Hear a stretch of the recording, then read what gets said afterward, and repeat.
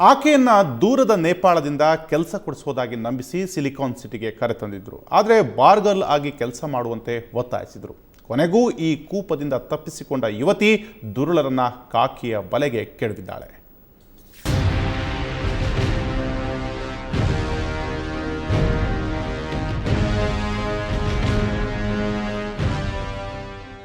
ಕೆಲಸ ಅರಸಿ ಬೆಂಗಳೂರಿಗೆ ಬರೋ ಅದೆಷ್ಟೋ ಯುವತಿಯರ ಬದುಕು ಬರ್ಬಾದಾಗಿ ಹೋಗುತ್ತೆ. ಉದ್ಯೋಗ ಕೊಡಿಸೋ ನೆಪದಲ್ಲಿ ಹೆಣ್ಣು ಮಕ್ಕಳನ್ನ ವೇಶ್ಯಾವಾಟಿಕೆಗೆ ತಳ್ಳೋ ದಂಧೆ ಎಗ್ಗಿಲ್ಲದೆ ನಡೀತಾ ಇದೆ.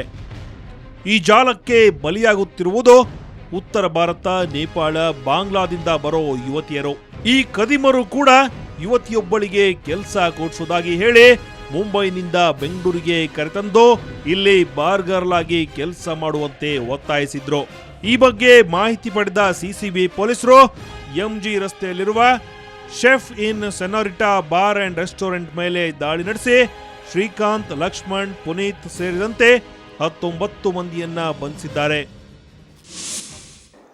ಒಂದು ಮಾಹಿತಿ ಬಂತು, ಮುಂಬೈಯಿಂದ ಒಂದು ನೇಪಾಳಿ ಹೆಣ್ಮಗಳಿಗೆ ಬೆಂಗಳೂರಿಗೆ ಕರ್ಕೊಂಡು ಬಂದಿದ್ದಾರೆ.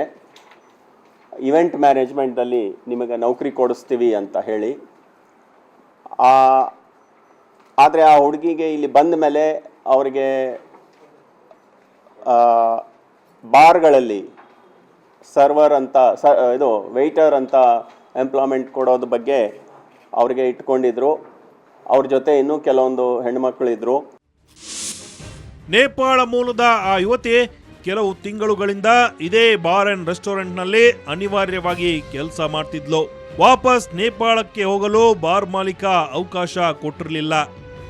ಸದ್ಯ ಯುವತಿಯನ್ನ ರಕ್ಷಿಸಿರೋ ಪೊಲೀಸರು ಬಾರ್ ಮಾಲೀಕ ರಮೇಶ್ ಮತ್ತು ಇತರ 18 ಮಂದಿ ಕೆಲಸಗಾರರ ವಿರುದ್ಧ ಪ್ರಕರಣ ದಾಖಲಿಸಿಕೊಂಡಿದ್ದಾರೆ. ಅಶೋಕ್ ನಗರ್ ಪೊಲೀಸ್ ಠಾಣಾ ವ್ಯಾಪ್ತಿಯ ರೆಸಿಡೆನ್ಸಿ ರಸ್ತೆಯಲ್ಲಿರುವ chef in Senorita bar and restaurant ಇಲ್ಲಿ ದಾಳಿ ನಡೆಸಿ ಈ 19 ಆರೋಪಿಗಳಿಗೆ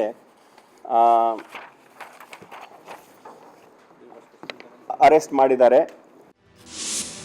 ಒಳ್ಳೆ ಕೆಲಸ, ಕೈತುಂಬ ಸಂಬಳ ಸಿಗುತ್ತೆ ಅಂತ ಬರೋ ಯುವತಿಯರು ಇಂಥ ದುರುಳರ ಬಗ್ಗೆ ಎಚ್ಚರಿಕೆ ವಹಿಸಬೇಕಿದೆ. ಬೆಂಗಳೂರಿನಿಂದ ಕ್ಯಾಮರಾಮನ್ ರೇಣುಕಾ ಪ್ರಸಾದ್ ಜೊತೆ ಶಶಿಶೇಖರ, ಕ್ರೈಮ್ ಬ್ಯೂರೋ, ಸುವರ್ಣ ನ್ಯೂಸ್.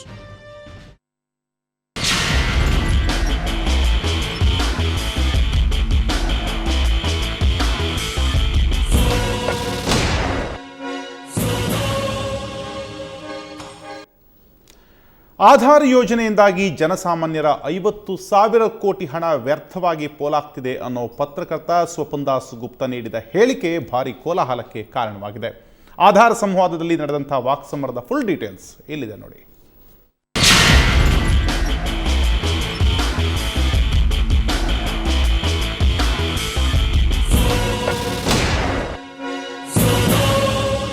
ಕಳೆದ 3 ದಿನಗಳಿಂದ ಸುವರ್ಣ ನ್ಯೂಸ್ ಆಧಾರ್ ಡೇಂಜರ್ ಎಂಬ ಅಭಿಯಾನದಡಿ ಆಧಾರ್ ಯೋಜನೆಯ ಲೋಪದೋಷಗಳನ್ನು ಜನರ ಮುಂದೆ ತೆರೆದಿಡುವ ಪ್ರಯತ್ನ ಮಾಡ್ತಾ ಇದೆ. ಇದರ ಬೆನ್ನಲ್ಲೇ ಸಾರ್ವಜನಿಕ ಚರ್ಚೆಗಳು ಆರಂಭವಾಗಿವೆ. ಆಧಾರ್ ಯೋಜನೆಯಿಂದ ಭಾರತದ ಸಾರ್ವಭೌಮತ್ವಕ್ಕೆ ಧಕ್ಕೆಯಾಗುತ್ತೆ ಅನ್ನೋ ವಿಚಾರಕ್ಕೆ ಸಂಬಂಧಿಸಿದಂತೆ ಯೂತ್ ಅಗೇನ್ಸ್ಟ್ ಕರಪ್ಷನ್ ಸಂಘಟನೆ ಸಂವಾದ ಹಮ್ಮಿಕೊಂಡಿತ್ತು. ಬೆಂಗಳೂರಿನ ಭಾರತೀಯ ವಿದ್ಯಾಭವನದಲ್ಲಿ ನಡೆದ ಸಂವಾದದಲ್ಲಿ ಪಾಲ್ಗೊಂಡಿದ್ದ ಹಿರಿಯ ಪತ್ರಕರ್ತ ಸ್ವಪನ್ ದಾಸ್ ಗುಪ್ತಾ ಆಧಾರ್ ಯೋಜನೆಗೆ ಜನಸಾಮಾನ್ಯರ ಸುಮಾರು 50,000 ಕೋಟಿ ಹಣ ವೃಥಾ ಪೋಲಾಗುತ್ತಿದೆ ಅಂದರು. I can threaten people with election commission, etc. is not going to change the fact that today the courts of the land have basically said that the 50,000 crores estimated which have been spent on the Aadhaar scheme have in essence been a complete waste of taxpayers' money. ಇವರ ಈ ಹೇಳಿಕೆ ಕೋಲಾಹಲಕ್ಕೆ ಕಾರಣವಾಯಿತು. ಸಂವಾದದ ಕೊನೆಯ ಹಂತದಲ್ಲಿ ಆಶೀಶ್ ಎಂಬಾತ ಎದ್ದು ನಿಂತು ಕೆಲ ಅಂಕಿಅಂಶ ಮುಂದಿಟ್ಟ. 2013ರ ಬಜೆಟ್ನಲ್ಲಿ ಅಧಿಕೃತವಾಗಿ ತಿಳಿಸಿರುವಂತೆ ಆಧಾರ್ ಯೋಜನೆಗೆ ವೆಚ್ಚವಾಗಿರುವ ಹಣವೇ 3,613 ಕೋಟಿ. ಹೀಗಿರುವಾಗ ಜನಸಾಮಾನ್ಯರ 50,000 ಕೋಟಿ ಹಣ ಪೋಲಾಗ್ತಿದೆ ಅಂತ ವದಂತಿ ಹಬ್ಬಿಸುತ್ತಿದ್ದೀರಿ ಏಕೆ ಅಂತ ಪ್ರಶ್ನಿಸಿದ. Cost of the Aadhaar program is not 50,000 crores, or as Sir said, 150,000 crores. It is 3,800 crores, and that is something that the government has put out. That is something that, my question is, given that Mr. Dasgupta has shown a great propensity for getting inside the minds of the Congress party, getting inside the minds of Mr. Nilekani about their intentions behind it, please explain to me, sir, why 25% of all Aadhaars, 25% of all Aadhaars are in states that are NDA states, and urge you to not spread falsehoods when you clearly know that that's not true. ಇದಕ್ಕೆ ಉತ್ತರಿಸಿದ ಸ್ವಪನ್ ದಾಸ್ ಗುಪ್ತಾ ಆಧಾರ್ ಯೋಜನೆಗೆ ನಿಜಕ್ಕೂ ಎಷ್ಟು ವೆಚ್ಚವಾಗಿದೆ ಎಂಬುದನ್ನ ಅಂಕಿ ಅಂಶಗಳೊಂದಿಗೆ ನಂದನ್ ನಿಲೇಕಣಿ ಜನರ ಮುಂದೆ ಬರಲಿ ಅಂತ ಸವಾಲ್ ಹಾಕಿದ್ರು. And I think the proper audit, if indeed the 50,000 crore is an exaggerated figure, I think it is only fair that the Aadhaar authorities, which in the past, till about a month ago, was Mr. Nilekani, should have come out with an exact figure as to how much was spent. Swapan ಅವರಿಂದ ಉತ್ತರ ಪಡೆದ ಆಶೇಷ್ ಕುಳಿತುಕೊಳ್ಳುತ್ತಿದ್ದಂತೆ ಅವರ ಪಕ್ಕದಲ್ಲಿದ್ದ ವಿಜಯಲಕ್ಷ್ಮಿ ಎಂಬಾಕೆ ಎದ್ದು ನಿಂತು 50,000 ಕೋಟಿಯೋ 3,600 ಕೋಟಿಯೋ ಅಥವಾ 2,000 ರೂಪಾಯಿಯೋ ಎಷ್ಟೇ ಹಣವಾದರೂ ಅದು ಜನಸಾಮಾನ್ಯರ ಹಣ, ಅದನ್ನ ವ್ಯರ್ಥ ಮಾಡ್ತಿರೋದು ಸರಿಯಲ್ಲ ಅಂತ ಆಕ್ಷೇಪ ವ್ಯಕ್ತಪಡಿಸಿದ್ರು. ಇದೇ ವೇಳೆ ಮಾತಿನ ಚಕಮಕಿ ಆರಂಭವಾಯಿತು. There are three numbers that went up here. Somebody also said 150,000. Doesn't matter. Are you saying? Why does it not matter? Does the truth not matter? Does the truth not matter? Let me ask you a question.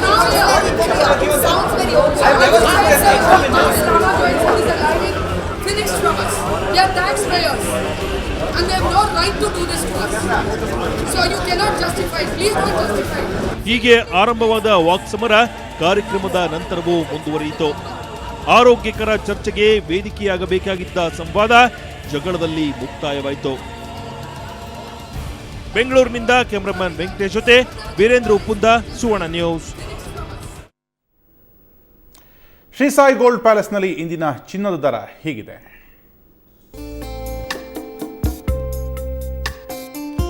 22 carrot ಚಿನ್ನದ ದರ 10 ಗ್ರಾಂಗೆ 27,190 ರೂಪಾಯಿ. ನಿನ್ನೆಯ ದರಕ್ಕೆ ಹೋಲಿಸಿದ್ರೆ 22 carrot ಚಿನ್ನದ ಬೆಲೆಯಲ್ಲಿ 200 ರೂಪಾಯಿ ಕಡಿಮೆ ಆಗಿದೆ.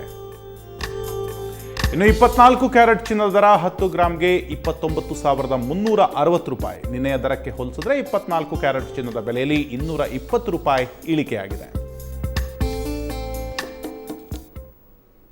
ನಮ್ಮ ಬೆಂಗಳೂರು ಮುಂದುವರಿಯುತ್ತೆ ಒಂದು ಬ್ರೇಕ್ ನಂತರ.